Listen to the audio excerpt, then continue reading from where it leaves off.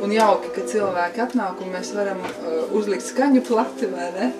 Un viņi var paskatīties mūsu grāmatas. Ko viņi tur tagad?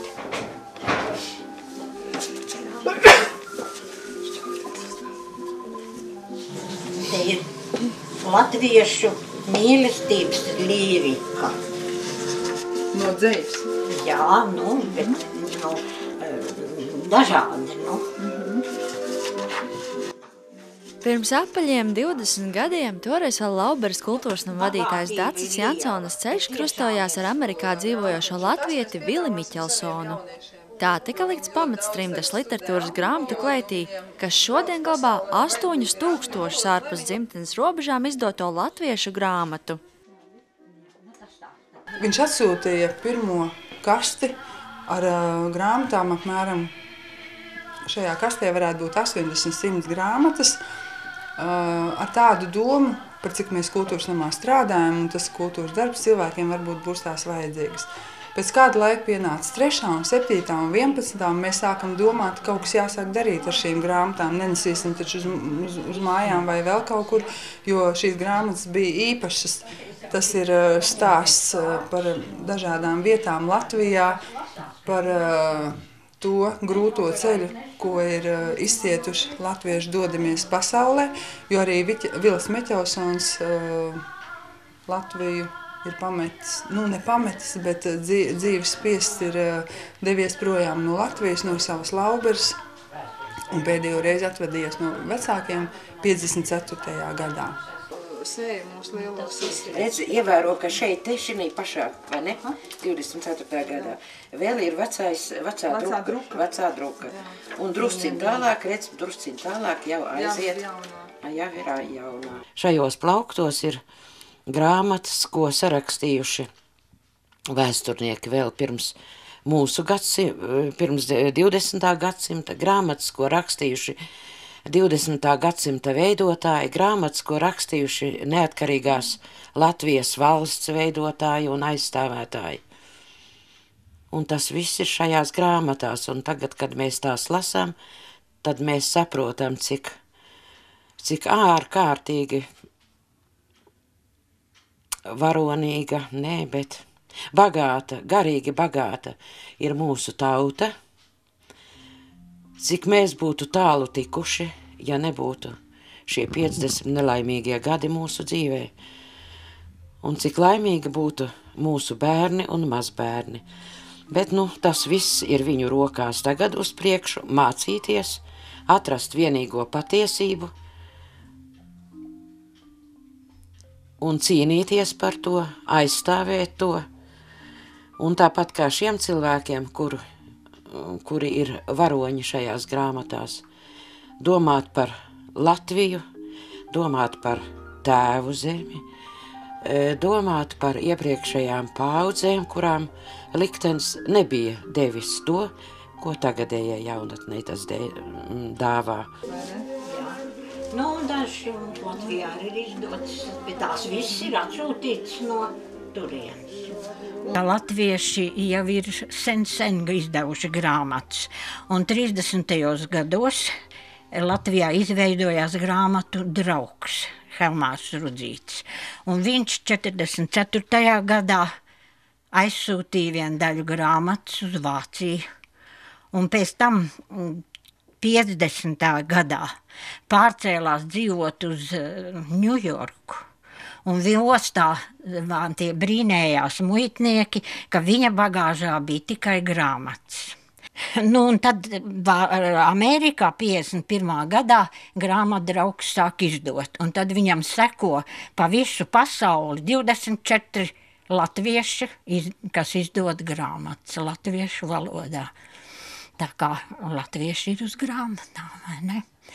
Un tad jau bez klasikas sāk iznākt arī tie rakstnieki, kas tur dzīvo, un viņi raksta par to dzīvi, kas tajā laikā notiek 50, 60 gadi.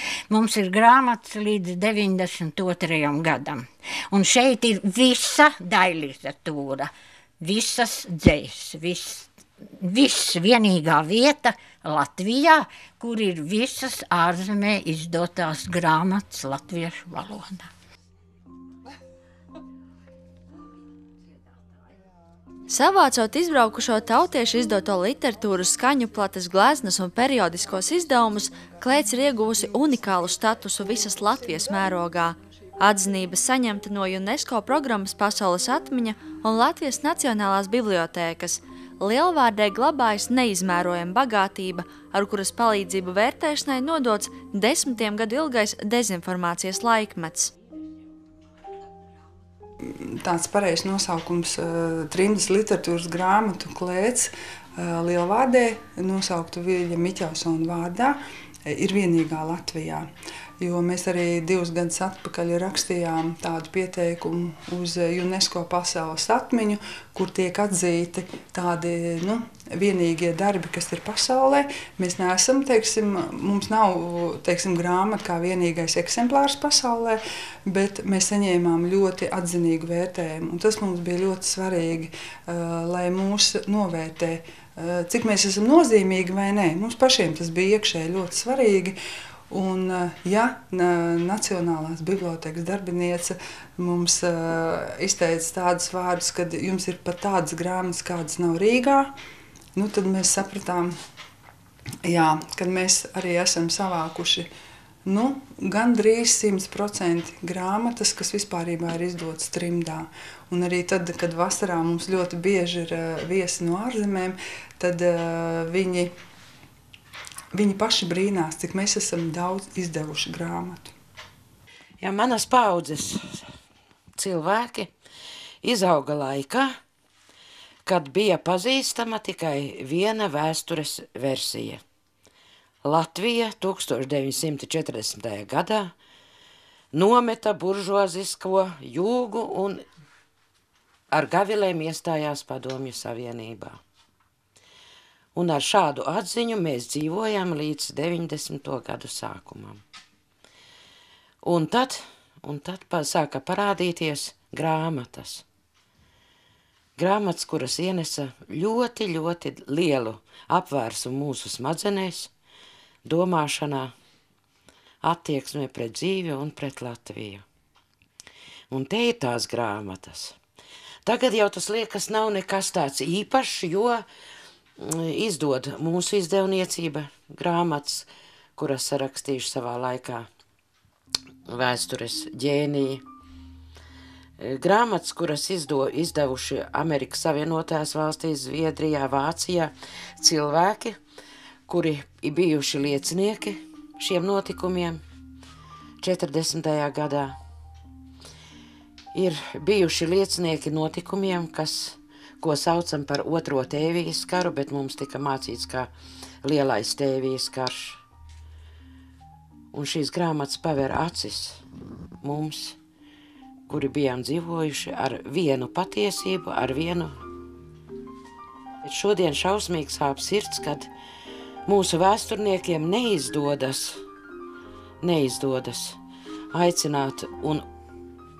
aicināt uz dialogu tos it kā vēsturniekus, kuri stingri turas pie meliem par to, kas notika laikā no 37. 8. gada ar latviešu tautu, ar latviešu inteliģenci, līdz pat mūsu dienām.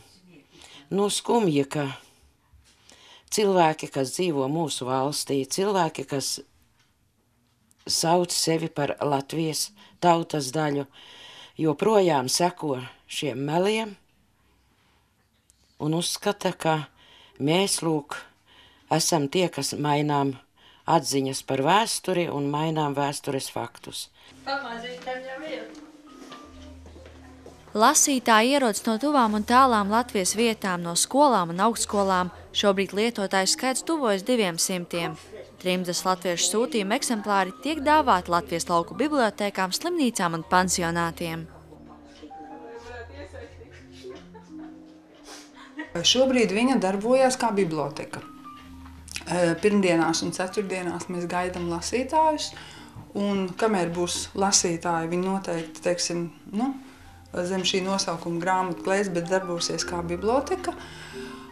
Mēs ļoti ceram, kad atgriezīsies tas laiks, kad cilvēki vairāk lasīs grāmatas.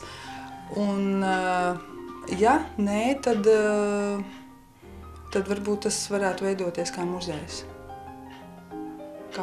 Jo tad, kad arī pie mums viesojās Māra Zālīte un Vairvīķa Freiberga, tad arī mūsu viesu grāmatā ir ieraksts Tā ir īsta Burtnieku pils, lai tā nekad nenogrimtu. Un tāda vārda viesu grāmatā ir ļoti daudz. Mēs esam sapratuši, tas nav viegli, mēs arī saskaramies varbūt reizēm, arī ar tādiem vārdiem, kur daži varbūt pasaka, kas šodien tās grāmatas lasa, bet ir kas lasa, un tomēr vēl daudzi lasa. Un mēs esam ļoti pateicīgi mūsu pašvaldībai, kas mūs arī atbalsta, ka mēs šeit varam būt. Un, tās ir Latvijas mēroga vērtības, varbūt pat pasaules.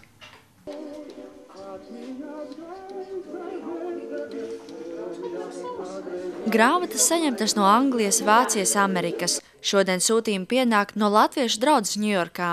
Katram no viņiem ir sava pateicība grāmatu klēts veidotājiem un uzcītīgajām klētniecēm. Un tad, kad mums atsūta vēstuli, un tādas mums ir ļoti daudz, kad cilvēks pasaka, tagad tas, kas man bija visdārgākais dzīvē un man piederēja, es esmu sajūta, ka tas tagad ir drošās rokās, tagad es varu aiziet aizsaulē. It kā tas tāds skumīgs teikums, bet mēs esam sapratuši, ka tā ir liela vērtība un cilvēkiem ļoti dārga, un mēs, cik būs mūsu spēkos, tik mēs viņu ilgi glabāsim. Un lūk, šī apmānītā un pieviltā paudze, kuru arī es pārstāvu, bija pirmie lasītāji, un viņa nāca tieši pie šī plaukta. Jo tā bija pilnīgi jauns, kaut kas jauns, ko savā laikā runāja vecāki par tiem notikumiem. Kaut kur bēniņa literatūra bija, ko nevarēja nest lejā, bet kas bēniņos bija stingri noslēpta un Dievs pasarg, ja kāds nesa uz skolu vai kā. Tā ka nojausma jau mums bija par to, kas un kā, bet ka te bija oficiālā latviešu valodā izcili cilvēki, piemēram, Andersons,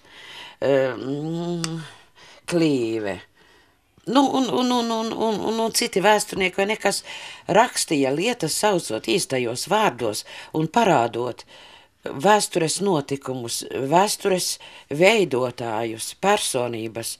Tas bija vienkārši liels atklājums. Tā skaitā arī man pašai, jo tā, kad Jansonas kundze ar savām grāmatām ieradās Lielvārdē, es biju tā, kas gāja pie viņas un teica, mīļo Dacīt, ja tu man, vārdu sakot, mīļo Dacīt, ļauj man kādas dienas vadīt šajā grāmatu klētī, es ar mieru pa baltu velti, ka tikai es tieku pie šīm grāmatām, lai tās varētu lasīt. Un tādi bija tiešām visi pirmie lasītāji. Vidējai paudzei un manas paudzes jau, visi ir nākuši te un lasījuši, un vēl šodien lasa, bet tiem, kam šodien 20 gadu, tie tik nāk, studenti meklē kaut ko, kas viņiem vajadzīgs ir, vai ne, tādi jaunieši, bet citi jauni, viņiem taču vairs nevajag grāmatas, viņiem datori un internets, vai ne?